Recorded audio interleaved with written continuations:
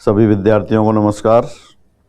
मैं उमेश माथुर क्लासेज और फवीज institute of mathematics पर आपका स्वागत करता हूं। जो सेकंड ग्रेड की टेस्ट सीरीज चल रही है उसका फोर्थ पेपर लेते हैं, उसका सॉल्यूशन करते हैं।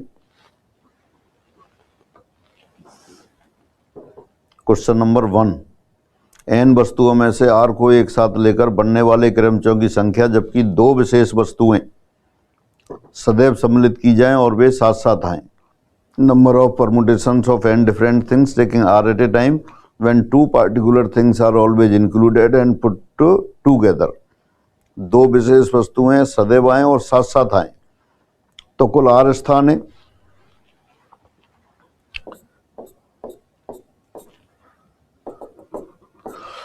तो पहले उन दो वस्तुओं को रख देते हैं। दो वस्तुओं को कहाँ रखेंगे? या तो पहले दूसरे स्थान पर, या दूसरे तीसरे स्थान पर, या तीसरे चौथे स्थान पर, या r-1 में और rवें स्थान पर।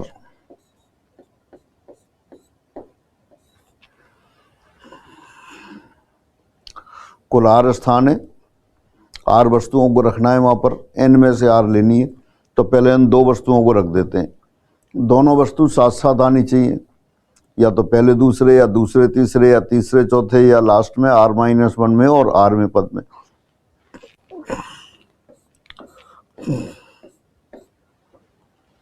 तो ये r-1 प्रकार से रख सकते हैं।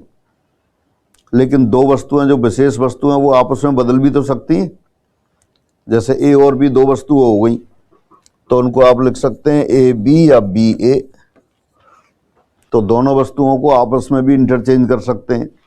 तो दो विशेष वस्तुओं को रखने के तरीके r-1 इंटू 2 फैक्टोरियल।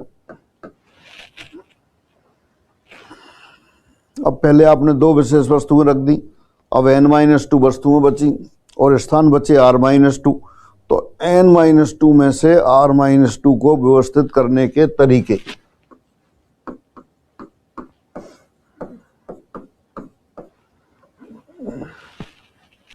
तो ये n-2 से r-2 को व्यवस्थित करने के तरीके, बनने वाले क्रमचयों की संख्या आप जानते हैं n-2p r-2। तो ये हो गया। दूसरा मेथड,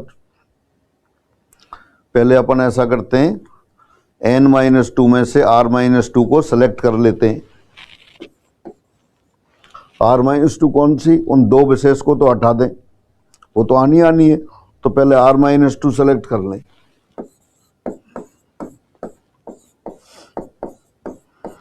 n-2c r-2 तरीके से दो सेलेक्ट कर ली, r-2 सेलेक्ट कर ली।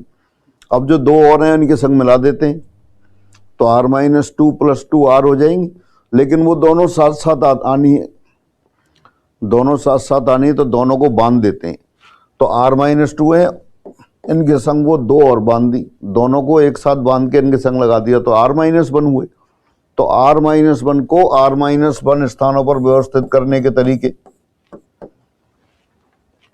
लेकिन जो दो वस्तुएं आपस में अभी इंटरचेंज हो सकती हैं तो इंटू 2 फैक्टोरियल और होगा।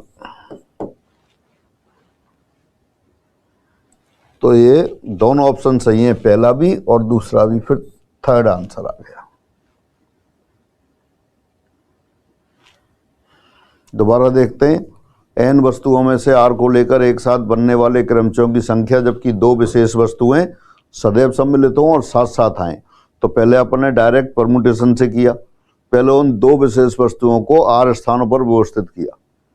और कैसे व्यवस्थित किया कि वो साथ साथ आएं? तो या तो पहले दूसरे, या दूसरे तीसरे, या तीसरे चौथे, या चौथे पांचवें और लास्ट में r-1 में और rवें स्थान पर रखी जा सकती है। तो उन दो वस्तुओं को व्यवस्थित करने के तरीके r-1। लेकिन वो आपस में ही बदल सकती हैं, इंटू 2 फैक्टोरियल और कर दिया। अब जो दो विशेष वस्तुएं सदैव आनी है, साथ साथ आनी है, वो काम तो आपका हो गया। अब n-2 वस्तुएं बची, उनमें से r-2 और ले लो। तो वो ले सकते हैं, व्यवस्था बना सकते हैं, क्रमचय बना सकते हैं n-2p r-2 तरीके से। एक आंसर तो ये आ गया। दूसरा मेथड, पहले अपन उन दो विशेष वस्तुओं को लेना, उनको तो अलग रख दिया। अब r-2 और ले ली, n वस्तुएं थी, 2 हटा दी तो n-2 बची। n-2 में से r-2 सेलेक्ट कर ली। वो कितने तरह से? n-2c r-2 तरीके से। अब जो चुनी हुई थी उनको इनके संग मिला दिया, लेकिन कैसे मिलाया? साथ साथ बांध दिया। क्यों? क्योंकि वो साथ साथ रहनी है। तो r-2 प्लस 2, लेकिन 2 का एक ही बंडल है तो वो एक की तरह ट्रीट होगा, तो r-1। r-1 को r-1 स्थानों पर व्यवस्थित कर दिया r-1 फैक्टोरियल की तरीके से, और चूंकि 2 आपस में बदल सकते हैं इंटू 2 फैक्टोरियल और कर दिया। तो एक तो डायरेक्ट परमुटेशन से किया और एक पहले सिलेक्शन फिर अरेंजमेंट। तो इस तरह से दोनों आंसर सही। फिर आगे बढ़ते हैं। क्वेश्चन नंबर 2, शब्द प्रोपोर्शन के अक्षरों में से 3 समान एवं एक भिन्न अक्षर लेकर बनाए जाने वाले शब्दों की संख्या।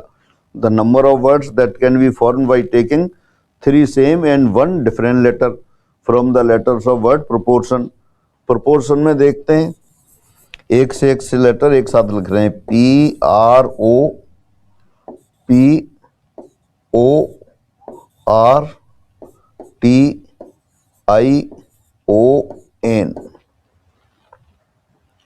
कह रहा है 3 समान।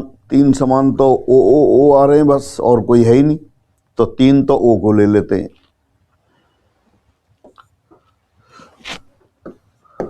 3 ओ को चुनने के तरीके,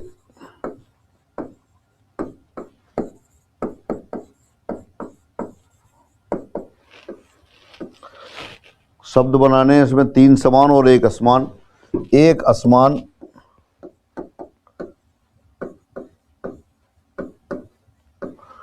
को चुनने के तरीके,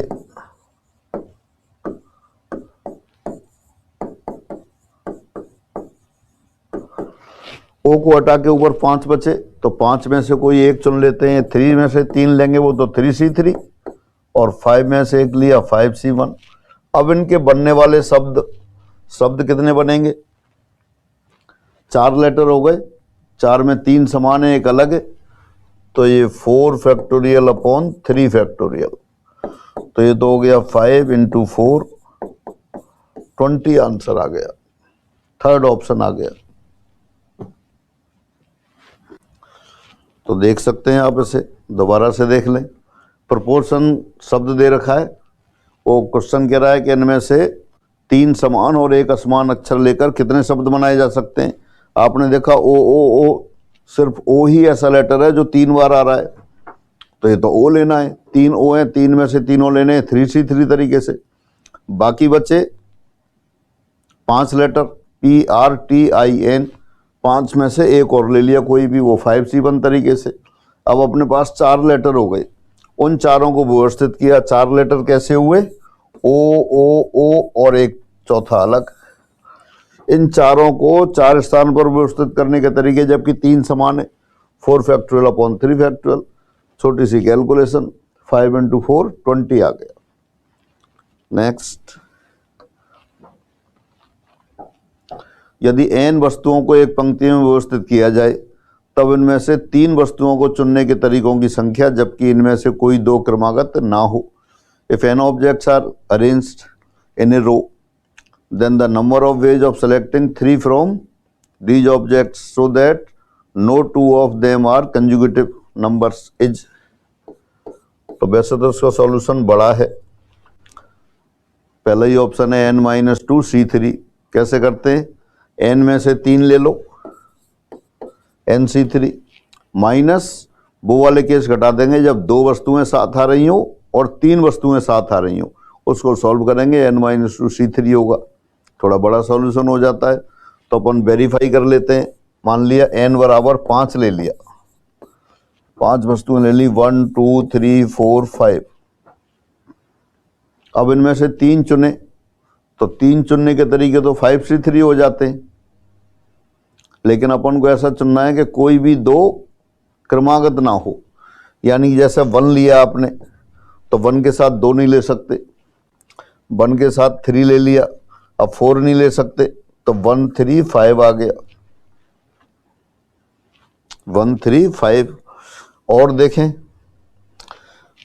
1 के साथ 4 5 भी नहीं ले सकते, 2 से शुरू करें, 2 के साथ 3 नहीं ले सकते, 2 4 5 नहीं ले सकते, फिर कंजुगेटिव आ रहा है तो एक ही बना 1 3 5, और n बराबर 5 रखते हैं तो यहाँ इसमें से आ रहा है 3c3 3c3, तो यानी कि ये 1 यही आ गया। इसमें c2 आ रहा है इसलिए नहीं ले सकते, वहाँ 5 - 3 2 से 3 आ रहा है वो 0 हो गया, इसलिए पहला ही ऑप्शन सही है। और बाकी स्टैंडर्ड रिजल्ट है, ये आपको याद करके रखना है, n - 2c3। फिर आगे बढ़ते हैं। आपके अध्यापक महोदय ने आपको 7 पत्र और उनके संगत 7 लिफाफे दिए और आपसे पत्रों को उनके उपयुक्त लिफाफे में रखने को कहा। आपने पत्रों को बिना देखे लिफाफों में रख दिया। ठीक 3 पत्रों के सही लिफाफे में और शेष 4 पत्रों में से किसी भी पत्र के सही लिफाफे में ना रखे जाने के तरीकों की संख्या है। Your teacher has given you 7 letters and 7 corresponding envelopes, and you are ordered to put these letters in suitable envelope. You have put letters in the envelope without seeing their addresses. The number of ways so that exact 3 letters are placed in the correct envelopes and no letter goes in the corresponding envelope from the remaining letters. तो देखिए 7 हैं, 7 में से 3 select कर लो। तो 7 में से 3 select किए तो 3 को तो सही लिफाफों में रख दिया। किसी भी लेटर को सही लिफाफों में रखने का तरीका तो एक ही है। अब 4 को 4 लिफाफों में ऐसे रखा कि कोई भी सही लिफाफे में ना जाए। ये आपने एक रिजल्ट पढ़ रखा है डीरेंजमेंट वाला। n वस्तुओं को जिनका स्थान नियत है या n पत्रों को n लिफाफों में रखने के तरीके तो होते हैं n फैक्टोरियल, और सही रखने का तरीका एक ही होता है, लेकिन n पत्रों को n लिफाफों में रखने के तरीके, जबकि कोई भी पत्र सही लिफाफे में ना जाए, वो होता है 1 - 1/1 factorial plus 1/2 factorial minus 1/3 factorial and so on -1 to the power n into 1/n factorial. n पत्रों को n लिफाफों में रखने के तरीकों की संख्या, जबकि कोई भी पत्र सही लिफाफे में ना जाए, ये है। पहले 2 पद 1 और 1/1 फैक्टोरियल प्लस माइनस हैं, कैंसिल हो जाएंगे। या ये कह सकते हो n वस्तुएं जिनके n स्थान नियत हैं, उन नियत स्थानों पर रखने के तरीके, जबकि कोई भी वस्तु अपने स्थान पर नहीं आए, तो वो मैं ये है। अब यहाँ क्या कह रहा है, 4 लेटर और 4 एनवलप, 4 को 4 एनवलप में रखने के तरीके, जबकि एक भी सही लिफाफे में ना जाए, तो यहाँ लिख देंगे। तो ये किसके बराबर आ जाएगा, 7c3 तो बाहर आ गया, इंटू 1 इंटू ये 4 factorial 1/2 factorial minus 1/3 factorial plus 1/4 factorial. 7c3 को लिख दिया आपने 7 factorial upon 4 factorial upon 3 factorial into 4 factorial, और ये ब्रैकेट या 4 फैक्टोरियल से अंदर मल्टीप्लाई कर देते हैं। तो 4 factorial upon 2 factorial 24/2 12 minus 24/6 4 plus 24/24 1। तो 7 फैक्टोरियल को लिखा आपने 7 इंटू 5 वो 6 इंटू 5, और नीचे वाले 4 फैक्टोरियल से 4 फैक्टोरियल काट दिया इंटू 3 फैक्टोरियल इंटू 9। 3 फैक्टोरियल से 6 कैंसिल हो गया, 35 इंटू 9 315। तो ये 4th ऑप्शन आ। दोबारा देख सकते हैं क्या किया, 7 पत्र हैं, 7 पत्रों को 7 लिफाफों में रखना है, 3 सही लिफाफों में जाएं और 4 में से कोई भी सही लिफाफे में ना जाए। तो पहले आपने 7 में से 3 सेलेक्ट किए 7c3 तरीके से, उन 3 को उनके सही लिफाफों में रख दिया, वो एक ही तरीका है। अब इंटू 4 पत्रों को 4 लिफाफों में रखा, जबकि एक भी सही लिफाफे में ना जाए, तो into 4 factorial bracket 1/2 factorial minus 1/3 factorial plus 1/4 factorial. Solve किया 315 आ गए। तो इसके लिए क्या याद करना था आपको, आपके लिए ये रिजल्ट याद होना चाहिए, डीरेंजमेंट वाला, क्रम भंग वाला। स्टडी मटेरियल में तो सीट में तो दे ही रखा है, बाकी क्लास में सबको पढ़ाया है जब क्रम से किया था। आप अपनी कॉपी देख सकते हैं, उसमें होगा। एन वस्तुओं को एन जिनके एन स्थान नियत हैं को एन स्थानों पर रखने के तरीके, जबकि कोई भी वस्तु अपने स्थान पर ना आए। N factorial bracket 1/2 factorial minus 1/3 factorial plus 1/4 factorial dot dot dot -1 to the power n 1/n factorial. अब आगे बढ़ते हैं।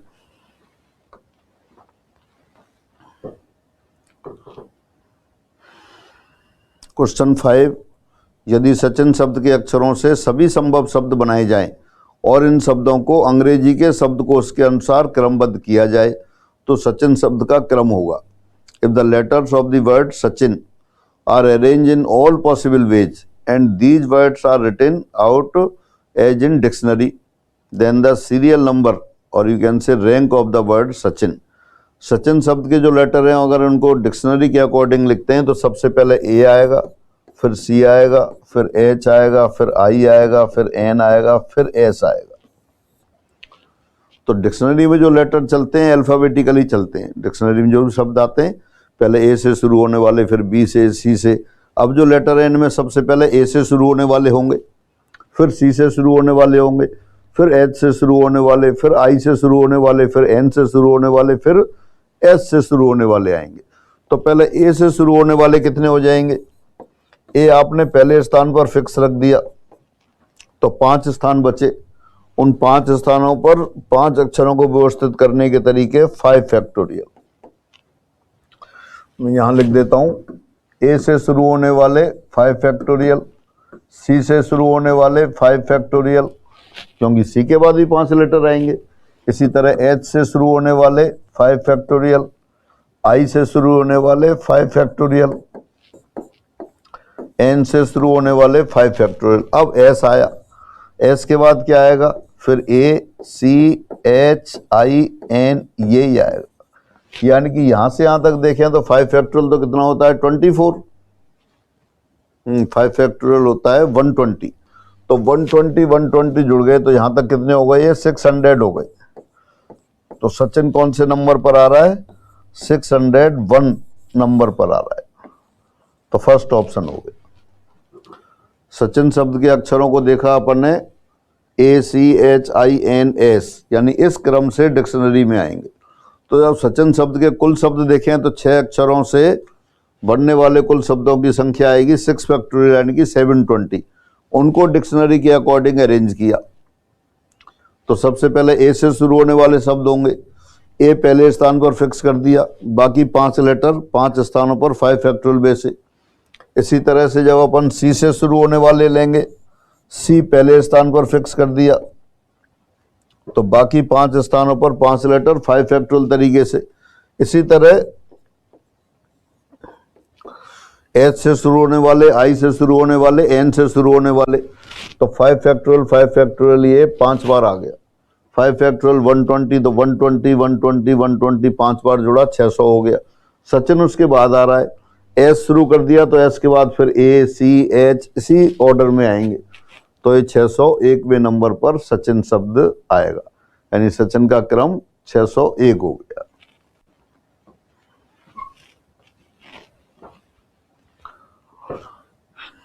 क्वेश्चन 6, यदि x - 3y + 4z whole power n के प्रसार में पदों की संख्या 171 हो तब n का मान है।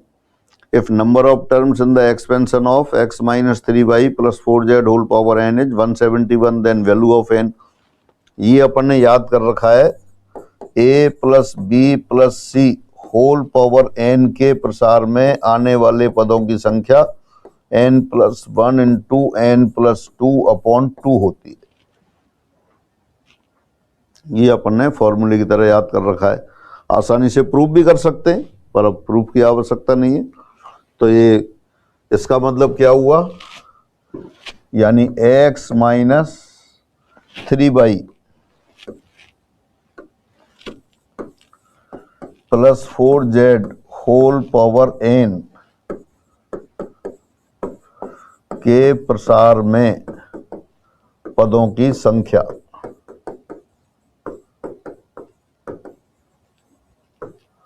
171 number of terms in the expansion of expression x minus 3y plus 4z whole power n is 171. This implies n plus 1 into n plus 2 upon 2 बराबर 171. 171 को लिख दिया 9 इंटू 19 और ये फिर n plus 1 into n plus 2, 2 से इधर multiply कर दिया 18 इंटू 19. 18 को लिखा 17 प्लस 1 और 19 को लिखा 17 प्लस 2. दोनों तरफ तुलना कर ली, कंपेयरिंग. तो n के लिए क्या आ गया? 2 आ गया, वो 17 आ गया. तो ये आंसर. बस आपको ये इंफॉर्मेशन पता होनी चाहिए कि a plus B plus C whole power n के प्रसार में n धन पूर्णांक है. Number of terms is n plus 1 into n plus 2 upon 2. ये फॉर्मूला याद है तो सीधा आसानी से क्वेश्चन हो गया. फिर आगे बढ़ते हैं. यदि 1 plus A whole power 12 equal to C0 plus C1x plus C2x. Again question number 9. यदि 1 प्लस ए होल पावर 12 बराबर C0 plus C1a plus C2a square plus dot dot dot C12a to the power 12 हो, तब 2 into C2 upon C1 plus 3 into C2 upon 3 into C3 upon C2 plus 4 into C4 upon C3 plus dot dot dot 12 into C12 upon C11 का मान है. तो ये आप पहले से जानते हैं.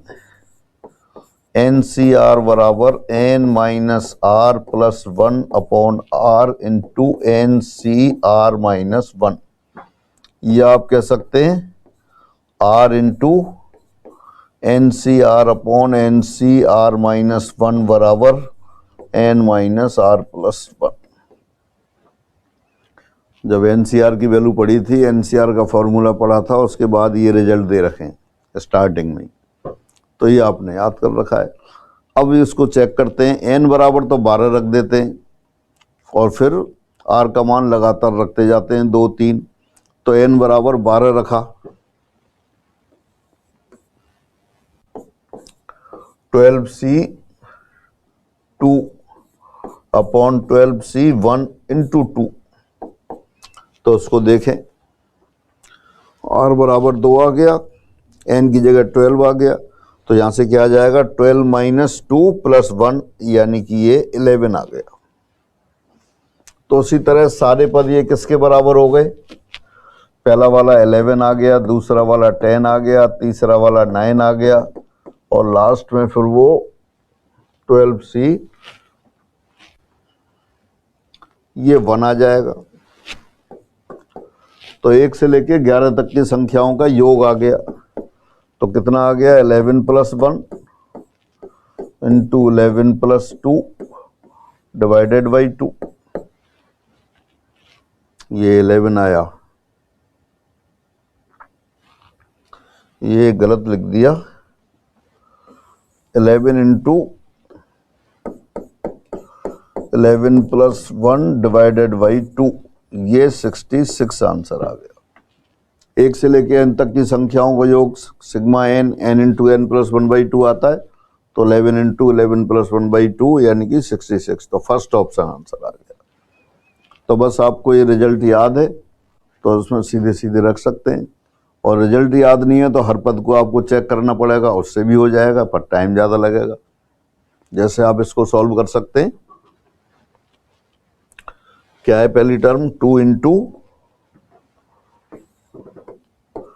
12C2 12C1, 2 इंटू 12C2 हो गया 12 इंटू 11 अपॉन 1 इंटू 2 और इसके नीचे आ गया 12C1 12, 2 2 कैंसिल, 12 12 कैंसिल, 11 आ गया.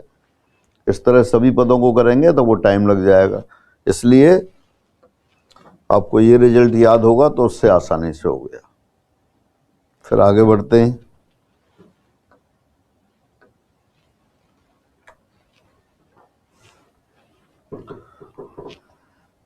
क्वेश्चन 10, यदि 1 minus X plus X square whole power N बराबर a0 plus a1x plus a2x square plus dot dot dot a2n x to the power 2n हो, तब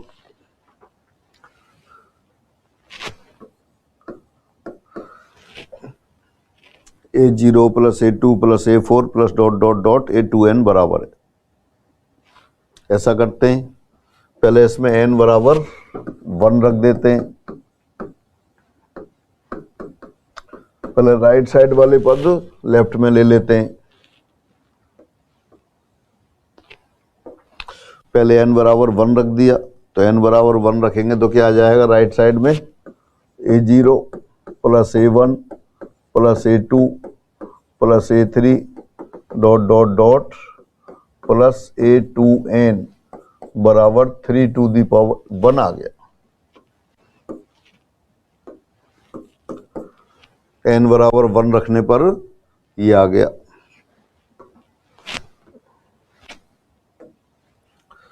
अब n बराबर -1 रख देते हैं। n नहीं, x बराबर, पहले भी x बराबर रखा है,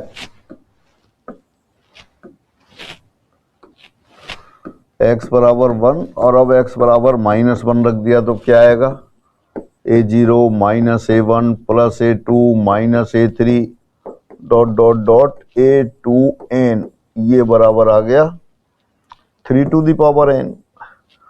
इनको जोड़ देते हैं, एडिंग दिस टू, जोड़ने पर तो 2 टाइम्स a0, जो ऋणात्मक चिन्ह वाले पद हैं दूसरी लाइन में वो कैंसिल हो गए, और प्लस प्लस वाले जुड़ गए, अपोजिट साइन वाले कैंसिल हो गए, तो 2 times a0 plus a2 plus a4 dot dot dot last में आ गया a2n, और a1 plus 3 to the power n।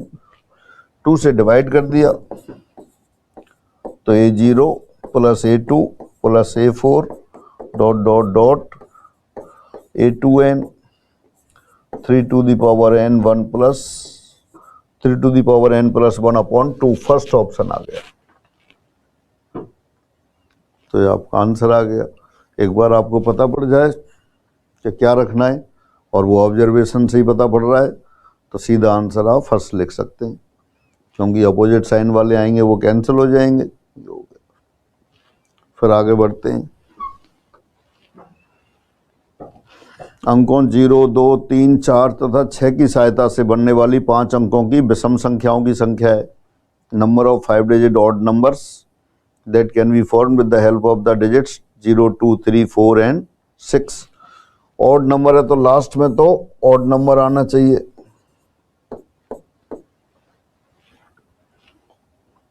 पांच अंकों की संख्या बनानी है तो लास्ट में तो 3 आएगा एक तरह से। पहला नंबर नॉन जीरो होना चाहिए, अशून्य अंक।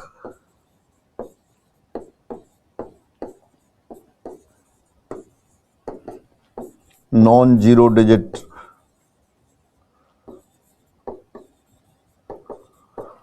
नॉन जीरो डिजिट यानी कि पहले स्थान पर अब 3 आ नहीं सकता और 0 भी नहीं आएगा तो 2, 4, 6 में से कुछ एक आएगा। तो पहले स्थान पर तो आएगा 3 तरह से और लास्ट में आ गया एक तरीके से। अब बीच में 3 स्थान और 3 अंक 3 फैक्टोरियल तरीके से अरेंज कर सकते हैं। तो बनने वाली संख्या, संख्याओं की संख्या 3 × 6 18 हो गई। फर्स्ट ऑप्शन आ गया। क्वेश्चन कह रहा है विषम अंक, विषम संख्या होनी चाहिए तो लास्ट डिजिट विषम डिजिट होनी चाहिए, ऑड डिजिट होनी चाहिए। एक ही ऑड है अपने पास, एक ही विषम है, तो अंतिम अंक एक तरह से, पहला अंक 3 तरह से, 0 के अलावा कुछ भी। पहला स्थान हो गया, अंतिम स्थान हो गया, बीच में 3 स्थान, 3 अंक 3 फैक्टोरियल तरीके से रख सकते हैं। तो 3 × 6 18।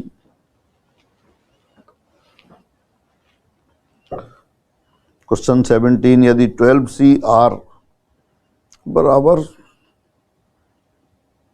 11,880 हो तब R का मान है 12PR। इसको लिख दिया 11 ×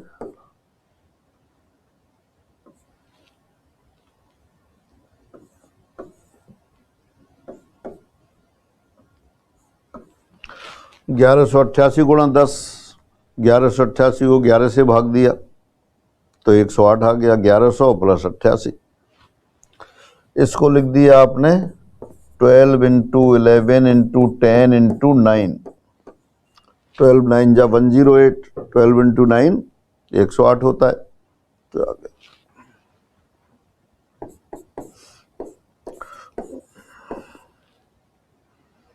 तो देयरफॉर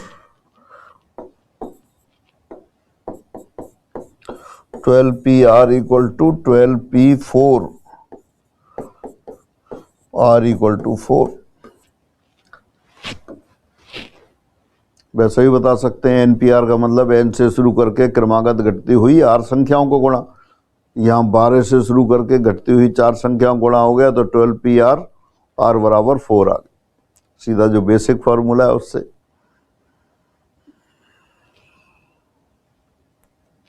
फिर आगे बढ़ते हैं। क्वेश्चन 20, समीकरण x बाई जेड बराबर 24 के पूर्णांक घनों से अनुरेखित करने वाले बिंदुओं x बाई जेड की संख्या है। The number of points x, y, z that can be traced by the integral solution of equation x by z equal to 24। x by z तीनों के मान रखते हैं।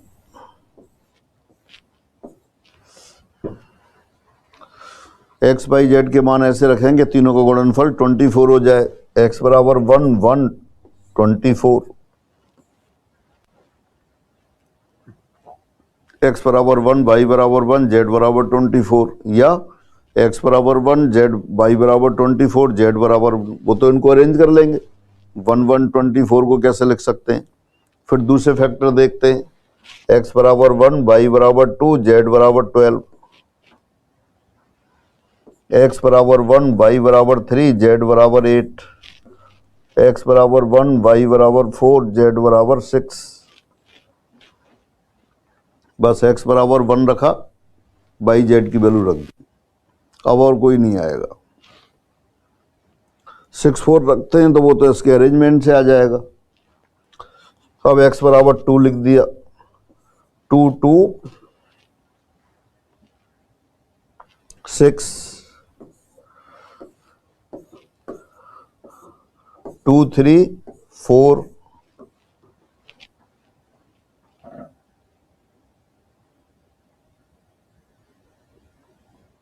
2 के साथ और कोई नहीं आएगा। 2 4 लिखते हैं तो वो 3 नीचे आ गया। 2 6 लेते हैं तो वो पहले आ गया। तो ये केस बने। अब इनको कैसे अरेंज करेंगे।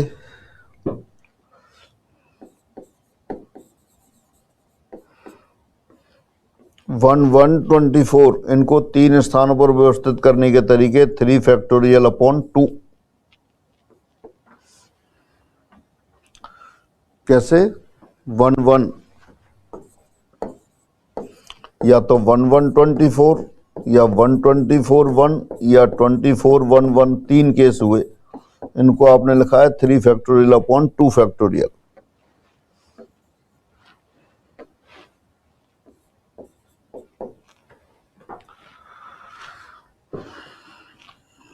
यानी कि आपस में तो इंटरचेंज हो ही सकते हैं। गुणा तो क्रमबिन में नियम का पालन करता है।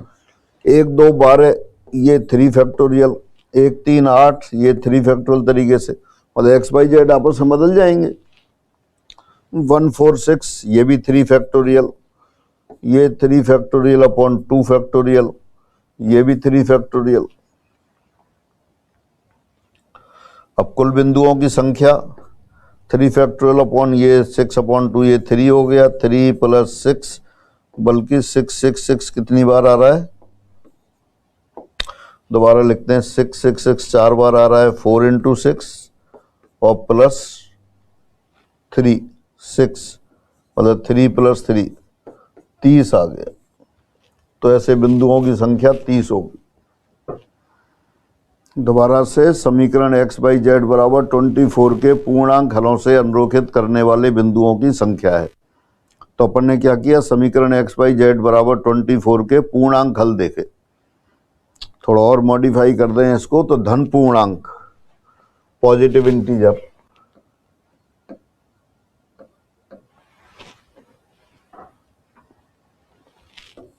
Positive integral solution. X Y Z की वैल्यू कैसी दी, पॉजिटिव पॉजिटिव इंटीजर दी है आपने।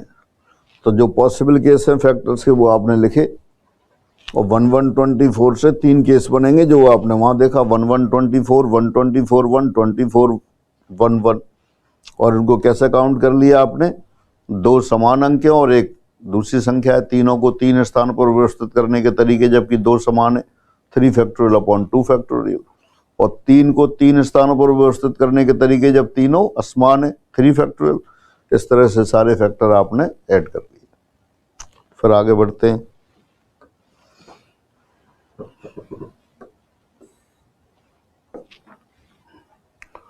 कुछ वस्तुओं का ऐसा संग्रह जिनमें उन वस्तुओं के क्रम का महत्व हो, अर्थात उनके क्रम में परिवर्तन से उस संग्रह की प्रकृति व गुण बदलते हों, व्यवस्था कहलाता है।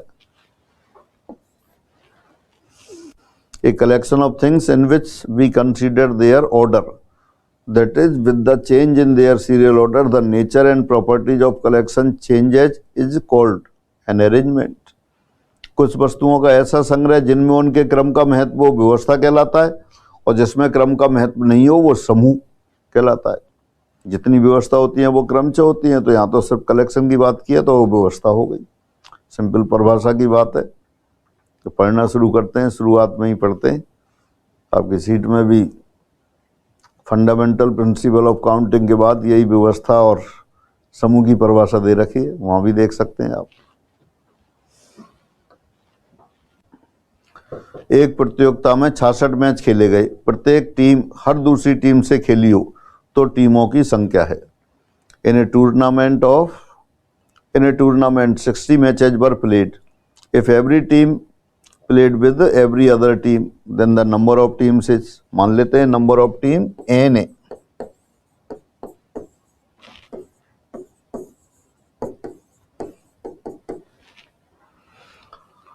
हर टीम दूसरी टीम से खेल रही है तो 2 के ग्रुप बना लो, जितने ग्रुप बन जाएंगे उतने खेल होंगे। इसलिए खेलों की संख्या बराबर NC2, लेकिन क्वेश्चन कह रहा है 66, तो देयरफॉर या this implies NC2 equal to 66, n into n minus 1 upon 2 बराबर 6 इंटू 11। इसको मल्टीप्लाई कर दिया, n into n minus 1 12 into 11, तो n बराबर 12 हो गई।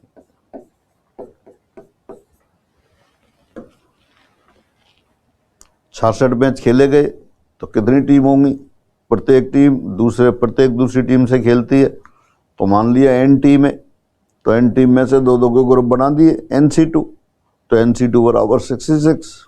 छोटी सी कैलकुलेशन, n बराबर 12 आ गया।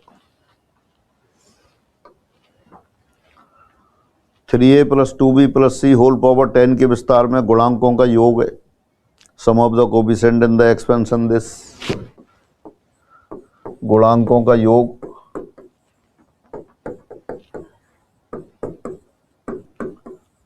सम ऑफ कोफिशिएंट्स,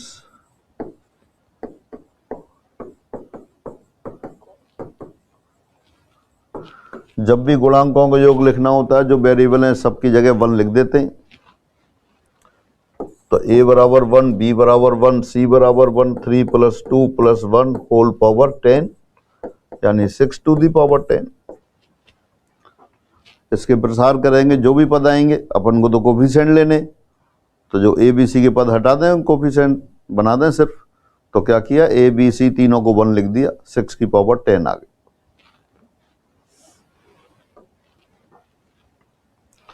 n पुरस्कार n विद्यार्थियों बांटने के तरीके, जबकि एक विद्यार्थी सभी पुरस्कार नहीं ले सकता हो। The number of ways in which n prizes can be distributed among n students so that no student get all the prizes. पहला पुरस्कार, n विद्यार्थी हैं, n पुरस्कार हैं, तो पहला पुरस्कार किसको दें, किसी भी विद्यार्थी को, तो पहला पुरस्कार देने के तरीके n, दूसरा पुरस्कार जैसे टेस्ट लिया अलग अलग सब्जेक्ट का, फिजिक्स का टेस्ट हुआ, जिसके सबसे ज़्यादा मार्क्स होंगे उसको प्राइज दे देंगे। तो n स्टूडेंट टेस्ट दे रहे हैं, तो किसी को भी आ सकते हैं, तो पहला पुरस्कार n तरीके से। फिर दूसरा मैथमेटिक्स का टेस्ट हुआ, किसको पुरस्कार देंगे, जिसके टॉप आएंगे, किसके आते हैं, किसी के भी आ सकते हैं, तो दूसरा भी n तरीके से, तीसरा भी n तरीके से, और जो nth है वो भी n तरीके से। तो कुल तरीके कितने हो गए, इन सबका गुणा कर दिया n to the power n तरीके से। लेकिन क्वेश्चन कह रहा है कि सारे पुरस्कार एक ही विद्यार्थी को नहीं मिलने चाहिए, जबकि एक विद्यार्थी सभी पुरस्कार नहीं ले सकता हो, so that no student get all the prizes. अब हो सकता है सारे पहले को ही मिल जाए, तो वो नहीं लेना है केस। पहले को ही मिल सकते हैं, दूसरे को ही मिल सकते हैं, तीसरे को ही मिल सकते हैं, n को भी मिल सकते हैं, तो इसलिए n केस घटाएंगे। रिक्वायर्ड नंबर ऑफ वेज, अभिष्ट तरीके, कुल तरीके माइनस वे तरीके जब सभी पुरस्कार एक ही व्यक्ति को मिल गए, तो ना तो पहले को मिले, ना दूसरे को, ना तीसरे को, ना n को, तो n केस हो गए, वो घटा दिए, तो n to the power n minus n ये आ गया। दोबारा से देख सकते हैं, n पुरस्कार n विद्यार्थियों में बांटने, कोई भी पुरस्कार कितने भी ले सकता है, लेकिन सभी पुरस्कार एक को नहीं मिले, तो वो तो अपन बाद में केस लिया। पहले पुरस्कार देने के तरीके n, दूसरा देने के तरीके n, तीसरा देने के तरीके n, nवां देने के तरीके n, तो कुल तरीके n to the power n। अब इनमें से वो केस घटाने हैं जब सारे पुरस्कार एक को ही मिल गए हों, या तो पहले को मिल गए हों, या दूसरे को, या तीसरे को, या n को, तो n केस घटा दिए, किसी को ही मिल सकते थे। तो ये आंसर। यदि n belongs to capital N हो तो 5 + 2√6 होल पावर n का पूर्णांक मान है। Integral value of 5 + 2√6 whole power n, पहला तो शून्य दे रखा है, दूसरा समपूर्णांक इवन इंटीजर, और तीसरा विषम पूर्णांक ऑड इंटीजर। अपन एज्यूम कर लेते हैं,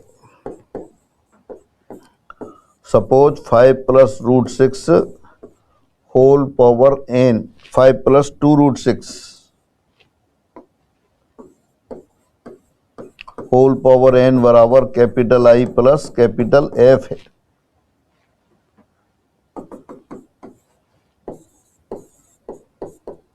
यहाँ I तो आपका पूर्णांक है और F क्या है, फ्रैक्शनल पार्ट है,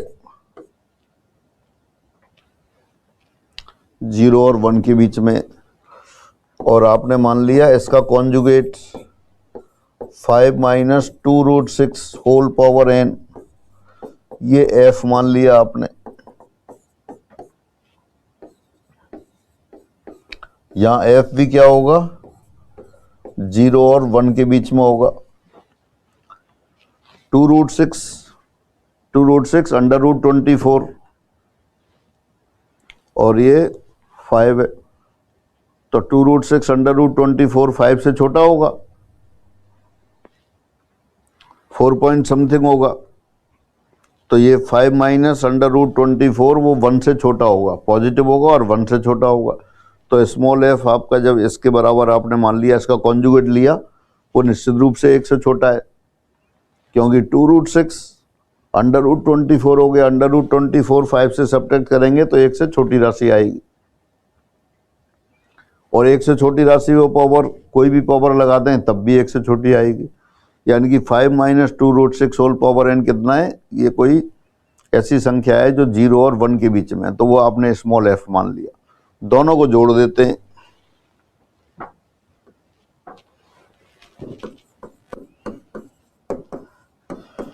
जोड़ने पर 5 + 2√6 whole power n plus 5 - 2√6 whole power n this equal to capital I plus capital F plus small F.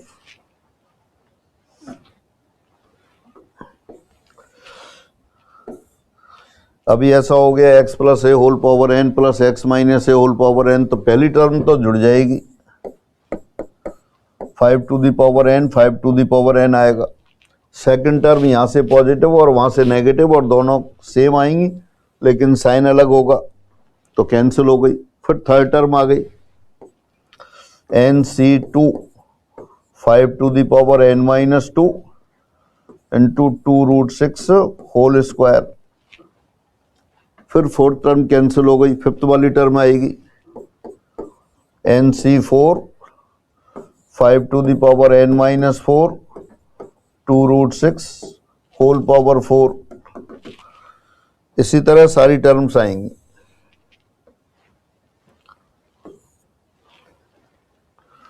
और लास्ट में हो गया i plus capital F plus F। अब लेफ्ट हैंड साइड में क्या है, लेफ्ट हैंड साइड में तो कोई समपूर्णांक है, इवन इंटीजर।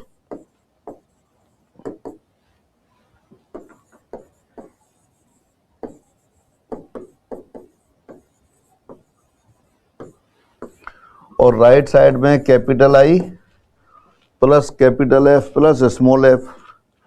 कैपिटल एफ कैसा है, तो ये भी पूर्णांक होगा,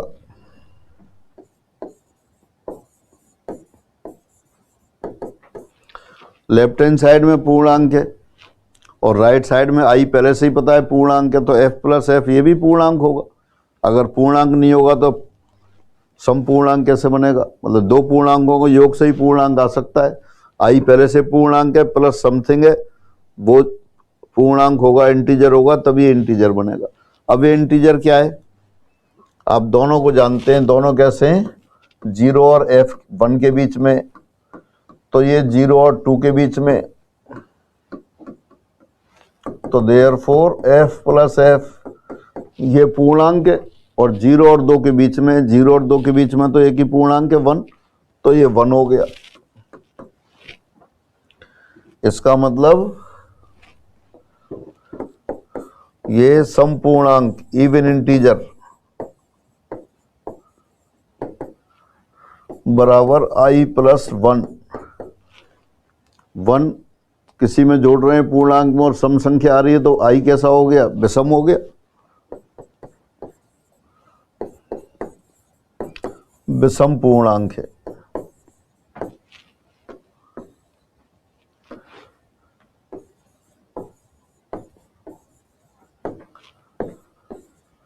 ऑड इंटीजर।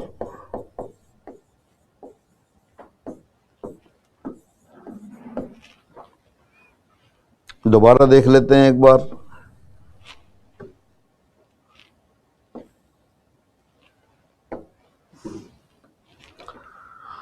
क्वेश्चन आपको दे रखा है n belongs to capital N, n धन पूर्णांक है, तो 5 प्लस 2√6 होल पावर n का इंटीग्रल पार्ट पूछा है। आपने एज्यूम कर लिया इसका इंटीग्रल पार्ट कैपिटल I है और फ्रैक्शनल पार्ट दशमलवांश कैपिटल F है, तो I प्लस F लिख लिया। I पता करना है आपको। इसका संयुग में लिखा 5 माइनस 2√6 होल पावर n, ये निश्चित रूप से 1 से छोटा होगा और पॉजिटिव होगा। 5 माइनस 2√6, √6 की वैल्यू निकालना, फिर 2 से मल्टीप्लाई कर दें, √6 क्या होगा, 2 पॉइंट समथिंग होगा, और 2 into 2 point something 4 point something, 5 में से 4 पॉइंट समथिंग गया तो समथिंग पॉजिटिव, तो यानी कि स्मॉल एफ भी पॉजिटिव है। दोनों को जोड़ दिया, दोनों समीकरणों को जोड़ा तो आपके पास लेफ्ट हैंड साइड में तो सम संख्या आ गई, क्योंकि 2 इंटू समथिंग आ रहा है, और राइट साइड में I plus capital F plus small f आ गया। लेफ्ट हैंड साइड में इंटीजर है तो राइट साइड में भी इंटीजर होना चाहिए। आई इंटीजर है तो इंटीजर में दूसरी राशि जुड़ रही है, वो भी इंटीजर पूर्णांक होगा, तो capital F plus small F पूर्णांक है।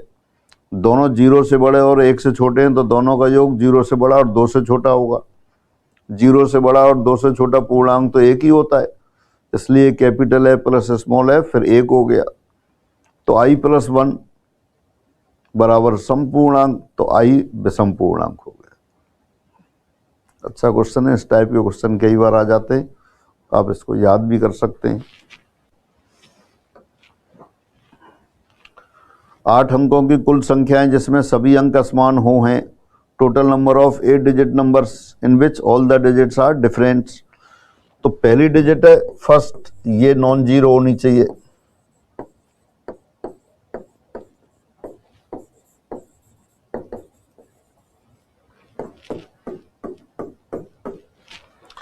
तो पहली अंक तो हो गया 9 तरह से। अब पहला स्थान 9 तरह से भर दिया आपने, तो एक डिजिट यहाँ हुई, अब 9 डिजिट बची। 9 में से बाकी 7 स्थान और ले लो। 8 अंकों की बनानी थी, तो 9C वो 9P7, तो हो गया 9 इंटू 9P7 हो गया 9 factorial upon 9 minus 7 and 2 factorial, तो ये 9/2 इंटू 9 फैक्टोरियल, फोर्थ आंसर आ गया। 8 अंकों की कुल संख्या बनानी है जिसमें सभी अंक असमान हो। तो पहला अंक 0 के अलावा कोई भी रख दिया, 1 2 3 4 5 6 7 8 9 में से 9 तरह से। अब बाकी 7 अंकों में से कोई भी अंक आ सकते हैं, 0 भी आ सकती है, तो बचे 9 अंक बचे। 9 में से 7 फिर अरेंज कर लिया आपने 9P7 तरीके से। 9P7 9 factorial upon 9 minus 7 factorial and 2 factorial. 2 factorial 2 होता है, तो 9/2 इंटू 9 फैक्टोरियल आ गया। Question 49, 1 + x whole power 21, 1 + x whole power 22 plus dot dot dot 1 + x whole power 30 के प्रसार में x⁵ का गुणांक है। आप जानते हैं 1 + x होल पावर n बराबर summation NCR x⁴ r varies from 0 to n। इसका मतलब x⁴ का गुणांक कितना होता है, NCR होता है। कब? 1 + x होल पावर n के प्रसार में। तो यहां लिख देते हैं फिर, इस प्रसार में x⁵ का गुणांक, कोफिशिएंट ऑफ x⁵। तो पहला 21C5, दूसरा 22C5, इसी तरह लास्ट में 30C5। 1 + x whole power n के प्रसार में x⁴ का गुणांक NCR होता है। तो इसलिए 1 + x होल पावर 21 के प्रसार में x⁵ का गुणांक 21C5। इसी तरह से coefficient of x⁵ in 1 + x whole power 22 इस 22C5, इसी तरह आगे जोड़ दिया। अब इसमें आपने क्या किया, कोफिशिएंट ऑफ x⁵, ठीक है। अब आपने ये 5C5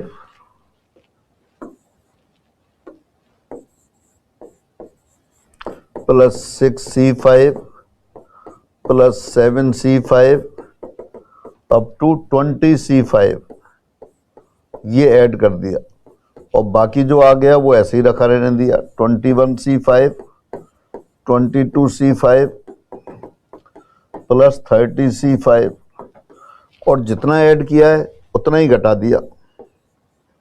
5C5 plus 6C5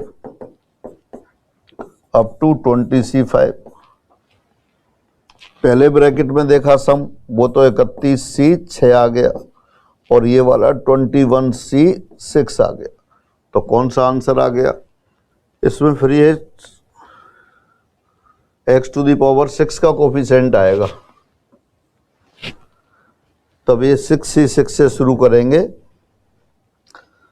6C6 6C फिर 7C6 आएगा, यहाँ तो ये आएगा। इसमें जो आंसर दे रखा है 31C7 माइनस 21C7 है, आंसर तो ये आया। और अगर x⁵ का कोफिशिएंट लेंगे तभी आ जाएगा 31C7 माइनस 21C7। अभी जो आपने लिखा है उसका आंसर ये है। और ये कैसे आ गया? अपने पास एक रिजल्ट है RCR plus R plus 1CR plus R plus 2CR dot dot dot NCR, ये बराबर आता है n+1 CR+1। तो इस फॉर्मूले को यूज किया।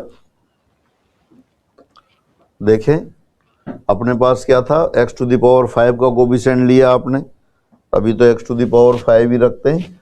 x⁵ का कोफिशिएंट लिया 5c5, वो 21c5 + 22c5 up to 30c5, उसको 5c5 से 20c5 तक ऐड कर दिया और उतना ही सब्ट्रैक्ट कर दिया। तो पहले वाले ब्रैकेट में तो आ गया 31c6 और दूसरे ब्रैकेट में आ गया -21c6, और जब कोफिशिएंट ऑफ x⁵ होगा तो 31c7 - 21c7 आ जाएगा। 3 - 5x होल पावर 11 के प्रसार में महत्तम पद है, जबकि x बराबर 1/5 हो।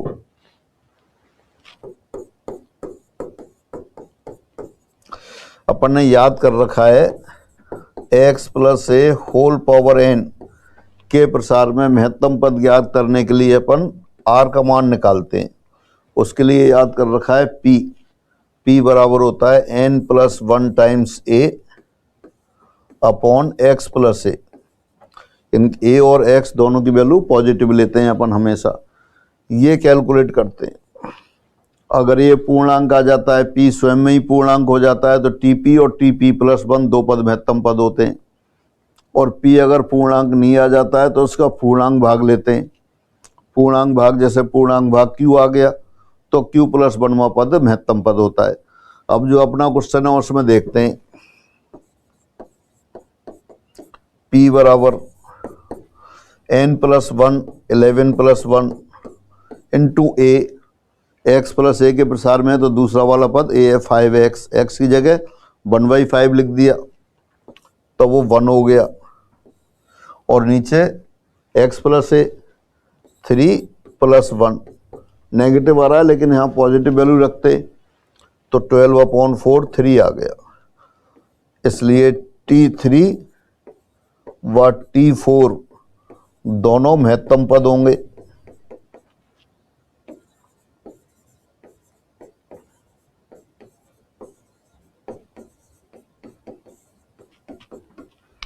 तो t3 कैलकुलेट कर लेते हैं। अब t3 11c2 3⁹ और 5 यानी कि 1⁵2। 11c2 को लिखा 11 × 10 अपॉन 1 × 2 और इंटू 3⁹9 55 × 3⁹9। t4 निकालेंगे वो भी इतना ही आ जाएगा, तो 55 × 3⁹9 सेकेंड ऑप्शन आंसर आ गया। तो इस तरह कुछ क्वेश्चन आपने इसमें सेलेक्टेड क्वेश्चंस किए। तो इस तरह से आपके टेस्ट के जो सॉल्यूशंस हुए, बाकी सॉल्यूशन और आप PDF आ जाएगी उसमें देखेंगे। तो बस इसमें इतना रखते हैं, शेष फिर अगले टेस्ट के साथ अगली बार मिलते हैं। सभी को नमस्कार।